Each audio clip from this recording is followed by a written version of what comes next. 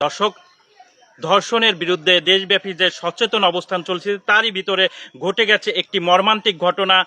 ফরিদপুর জেলার বোয়ালমারী উপজেলার গুনবাহা ইউনিয়নের আখালিপাড়া গ্রামে সাদিয়া ১৩ বছরের এই কিশোরীকে পাট খেতে হাত মুখ বেঁধে মুকুল নামে এক যুবক ধর্ষণ করেছে। ধর্ষণ করার পরে এই বিষয়ে আমরা এখন সেই সাদিয়ার বাড়িতে আসি। প্রথম আমি হলো খেলতে এসেছি বুধবারের সাথে রাস্তায়, তারপরে ও আমারে কয় কি তোর আম্মু পুঁইশাক চাইছে এসে নিয়ে যা।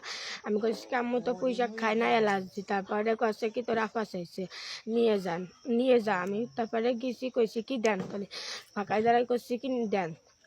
তারপরে ও কাছে কি দেখ ওই জায়গা কাটা রয়েছে, তোর ভয় নয়, পাটের ওই জায়গা কাটা রয়েছে। আমি গিয়েছি, আমি করছি কি আপনি আইনে দেন। তারপরে কাছে কি তোর ভয় নাই, তুই নিয়ে আয়। আমি গিয়েছি, তারপরে ও আমার হাত ধরে নিয়ে ওই যে হাত বাঁধছে, মুখ বাঁধছে, তারপরেও আমার হাত পাও বাঁধে কাপড় চাপড় খুলে ওই কাজ করছে। কি তুই যদি তোর আম্মুর কাছে যাই কোষ তোলে কুবাবো। ও ধর্ষণের শিকার হয়েছে। তো এখন আমরা চাই যে রামিসার মতো সরকার যেরকম অপরাধীর শাস্তির পদক্ষেপ নিচ্ছে ওরকম আমরা দৃষ্টান্তমূলক শাস্তি চাই, যাতে দ্রুততম সময়ে ওর বিচারটা হয় আর কি, এটাই। আর ওই অবস্থা পড়ে গেছে, পড়ে গেলি পরা ফিরে তাই অল্প একটু আইটে আসার পরে ও মরচির খেতের ভিতর মানে পাটায় পড়ে গেছে, ওর কোনো শক্তি নাই। তারপরে আমার এক ভাই বউয়ের মধ্যে দেখে ফিরে তাইছেন, ওরে কইছে সাদিয়া তুই এখানে কি আরিস। সাদিয়া মানে বলার কোনো শক্তি নাই, পরে কি আরবি সাদিয়া ওরা উঠাই দিছে নাকি। ফিরে তাই সাদিয়া আস্তে আস্তে আসার পরে সে ওর অবস্থা বিলাডিঙি ভরা, কাপড় নষ্ট হয়ে গেছে। আমার কাছে আছে বার্তা হচ্ছে যে এই অমুকের তোমার মায়ের নিয়ে চেক করছো, অমুকে চেক করবে না। আমি কই যে কি সেটের দিকে আমি চেক করবো।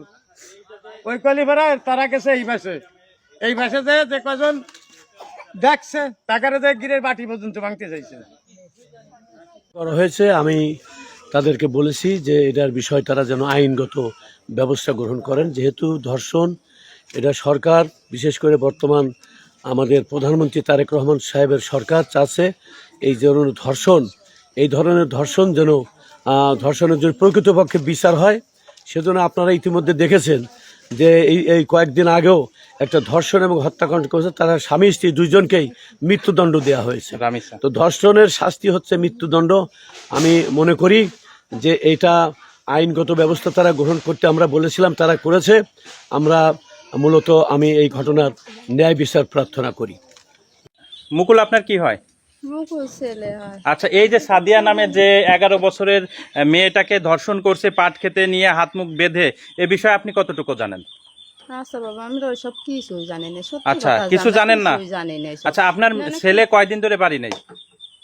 ছেলে তো বাড়ি ছিল, মানে গরিব মানুষ কাজকর্ম করে বেড়ায়। বুঝছেন, এই যে ঘটনা ঘটছে, সাদিয়া নামে যে 11 বছরের মেয়েটাকে ধর্ষণ করছে, এ বিষয়ে কিছু জানেন না? এ বিষয়ে কিছু জানি না, মানে